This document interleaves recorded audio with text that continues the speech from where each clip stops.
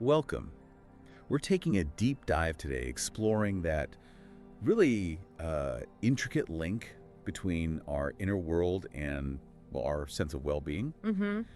We're going to be looking at health and healing too through a Buddhist lens, thinking about how principles like mindfulness, interdependence, offer maybe a unique path. A path to wholeness, perhaps. Mhm. It's about looking at the dis-ease we might feel on the outside Right. and seeing how it often mirrors something deeper, a kind of harmony that's been disturbed within. And I know people are looking for knowledge that resonates, quickly, but also has that depth. Exactly. And that's really what we hope to touch upon today, this idea that true health often goes beyond just the physical body. Yeah, our sources really frame illness as a sort of echo, don't they? Reflecting an internal imbalance. Mm-hmm.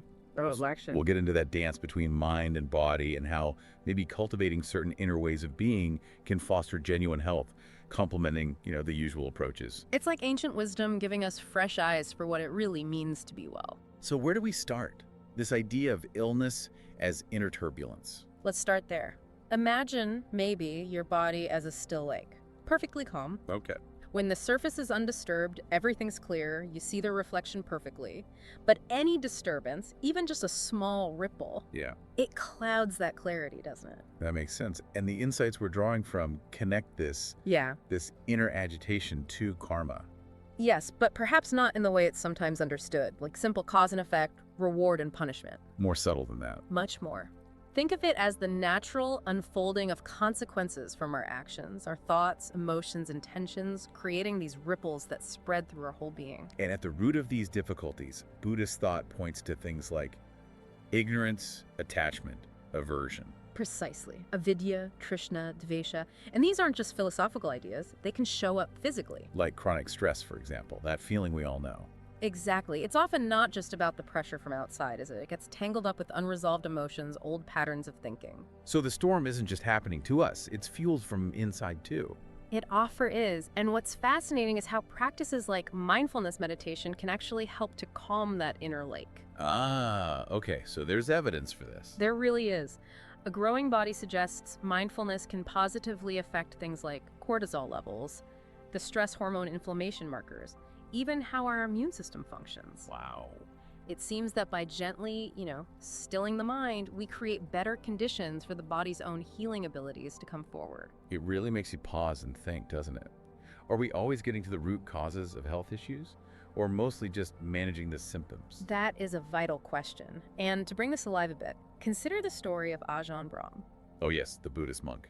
That's a powerful example we looked at. He suffered from really severe migraines for years, right? Yeah. Debilitating ones. And conventional medicine wasn't providing lasting relief. So his journey took him deeper into Vipassana meditation. And the key thing was this shift in his perspective, a fundamental shift.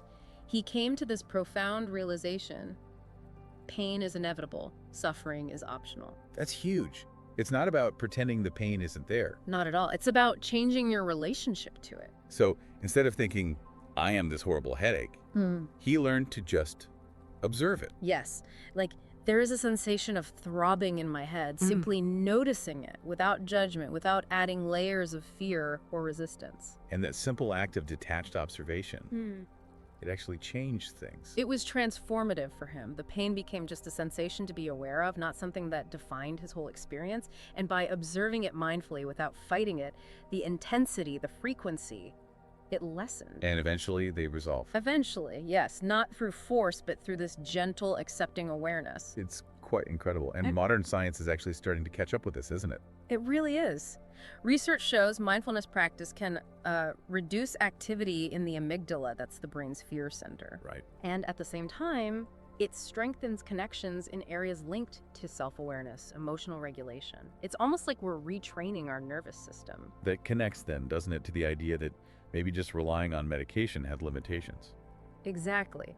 Medications are absolutely vital, of course, especially for acute problems, but often their main job is managing the symptoms, not necessarily the underlying cause. Like the examples we saw, high blood pressure pills lower the numbers, but if the stress or diet causing it isn't addressed. The root issue is still there.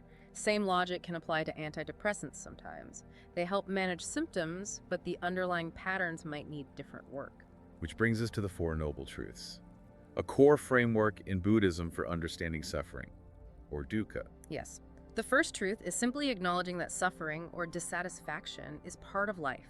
It exists. Okay. The second truth points to the origin of that suffering, often grounded in craving, aversion, clinging, misunderstanding. And the third? The third offers hope, the truth of the cessation of suffering. It is possible to find freedom from it. And the fourth truth lays out the path to get there. The path, yes, the Noble Eightfold Path, which guides how we can live in a way that leads towards that cessation. So if we apply this to health, illness isn't just some random biological glitch. From this perspective, no, it's often seen as deeply connected to our thoughts, our actions, our habits, our whole way of being. So it invites a kind of honest look inward, doesn't it? Asking ourselves what patterns, what beliefs might be playing a role in how I feel right now. Exactly. And the journey towards healing might start with small things, mindful changes, maybe in diet, maybe just in how we breathe. That seems like a good place to explore some of those core Buddhist principles for health more deeply. We mentioned the Four Noble Truths. Let's revisit them briefly in this context. The first truth, acknowledging discomfort, physical or mental, is just seeing reality clearly. Not fighting it, just seeing, okay, this is here. Right. Then the second truth prompts us to investigate. Where is this coming from? Often it's related to attachments, resistances, misunderstandings. And the power lies in the third truth, knowing that liberation is possible by addressing those roots. Not just masking symptoms. And the fourth truth, the Eightfold Path, gives us the how. Right. Understanding, intention, speech, action. Livelihood, effort, mindfulness, concentration. Applied to health, it's about actively cultivating a way of life that supports well-being on all levels, not just reacting when things go wrong. Another huge principle is impermanence. Annika, Okay. everything changes. How does that help with health? Well, think about chronic illness. The idea that this will last forever can add so much suffering, right? Definitely. That feeling of being trapped. But if you can truly absorb the understanding that everything is in flux, even this discomfort, this pain, it's a temporary state. Like a wave, it arises, it peaks, it passes. So embracing change, even uncomfortable change, can actually lessen the suffering around it. It can bring a kind of ease and acceptance. It's about letting go of clinging to how things were and opening up to what is, even if it includes illness. Sometimes growth comes from that. And then there's interdependence. Pratityasamutpada, everything is connected. Yes. Nothing exists in a vacuum. Your body, your mind, your emotions, your environment, they're all constantly influencing each other. Like the example of insomnia we looked at. Yeah. You might think it's just work stress. But when you look deeper, maybe it's also tangled up with old emotional stuff, or maybe not enough movement, or what you ate, or even the feeling in your bedroom. It's complex. So healing isn't just about fixing one part. It's about fostering harmony across that whole interconnected web. It's a deeply holistic view. We keep coming back to mindfulness. And the sources really emphasize mindfulness meditation. Ancient practice. But now science is backing it up. It's fascinating, isn't it? This concept of neuroplasticity, the brain's ability to actually change its structure and function based on experience. So meditation can literally rewire the brain. That's what the research suggests. Regular practice seems to strengthen areas involved in attention, emotional balance, empathy, while maybe quieting down those pathways linked to fear and reactivity. It's like building healthier mental muscles. And that Harvard study you mentioned earlier, finding actual changes in gray matter density. Yes, in areas related to memory, self-awareness, compassion. After just 8 weeks of regular practice, it's quite remarkable. Physically, beyond the brain. Well, connecting back to the body, mindfulness seems to help reduce inflammation. Lower levels of things like C-reactive protein have been observed. Oh, interesting. And it seems to support the immune system too, probably by reducing the wear and tear of chronic stress and nudging the nervous system towards that rest and digest state, the parasympathetic state. Okay, so for someone listening thinking, I want to try this, what's a simple way to start? It can seem intimidating. Keep it gentle. Find a quiet spot just for a few minutes. Sit comfortably, chair, cushion, whatever works. Feet on the floor if you're in a chair. Right. You can close your eyes or just soften your gaze. And then just notice your breath, the feeling of breathing in, breathing out. And the mind will wander. Oh, absolutely. That's what minds do. The practice isn't not wandering. It's noticing when you've wandered and gently, without judgment, bringing your attention back to the breath. Just 5 minutes a day. 5 minutes is a wonderful start. Consistency is more important than duration, especially at first.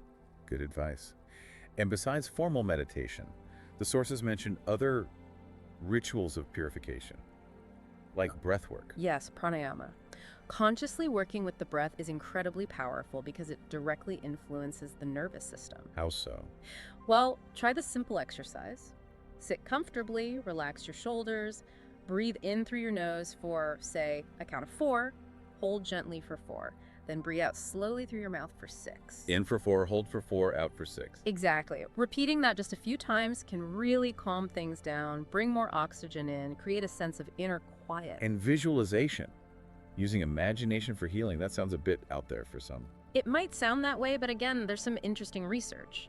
Guided imagery has been shown to help with recovery after surgery, even easing side effects from treatments like chemo. So mind-body connection is really potent there. It really seems to be. A simple way to try it is just lying down comfortably, closing your eyes, and imagining a warm golden light filling your body. Okay. Imagine it flowing everywhere, especially to areas that feel tense or unwell, and just visualize that light bringing warmth, ease, dissolving any tension. And the last ritual mentioned was gratitude. Seems simple, but powerful. Immensely powerful. Cultivating gratitude fundamentally shifts your focus from what you lack to what you have, from scarcity to abundance. And that affects well-being. Profoundly. It can impact everything from mood to resilience, even immune function, studies suggest. A simple way in is a gratitude journal. Right. Just writing down a few things each day. Exactly. 3 things, big or small, that you genuinely feel thankful for. Doing that regularly can actually retrain your brain to notice the good more easily. It's interesting how all these practices, mindfulness, breath, visualization, gratitude, seem to circle back to calming that inner turbulence we started with. They do. They work on that fundamental level of settling the inner state. And when you layer in the science, neuroplasticity, stress reduction, even epigenetics. Ah, yes, the idea that our lifestyle and state of mind can influence gene expression. Exactly. It suggests we have maybe more influence, more agency in our own health journey than we might think. Which leads to another really profound idea from the sources, illness as a teacher. Yes. Not just an enemy to fight, but potentially a messenger carrying valuable information. How so? Like physical pain could be a signal to slow down or reevaluate things. Precisely. Or chronic fatigue might be pointing towards, say, burnout or maybe suppressed emotions or living in a way that's not truly aligned with who you are. So instead of just resisting it, There can be immense power in approaching it with openness, even curiosity, surrender in a way. Think back to Ajahn Brahm. He didn't conquer the migraines by fighting harder. no, he found relief through mindful acceptance. Letting go of that constant need for control, trusting the body's wisdom when we create the right conditions. And maybe illness offers the gift of imperfection. That's a beautiful way to put it. In a world often pushing for perfection, illness can invite us to be more authentic, more compassionate with ourselves, accepting ourselves as we are, flaws and all. So bringing it all together, Yeah. for someone listening, feeling drawn to this, what are the first practical steps?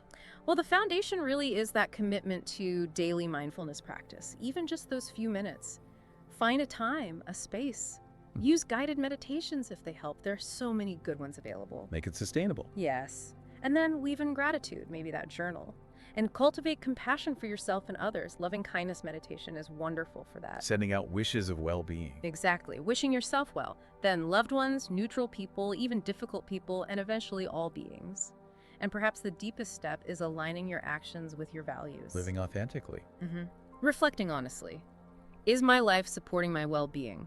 Physically, mentally, emotionally. Small, consistent shifts in how you eat, move, relate. They add up. It really feels like a journey, as you said, Yeah. not a quick fix. Definitely not. It's an unfolding. There will be ups and downs, easier times and harder times. But trust the process. Trust the process, trust your own inner capacity for healing and transformation. You really do have what you need already inside you. That's a reassuring thought.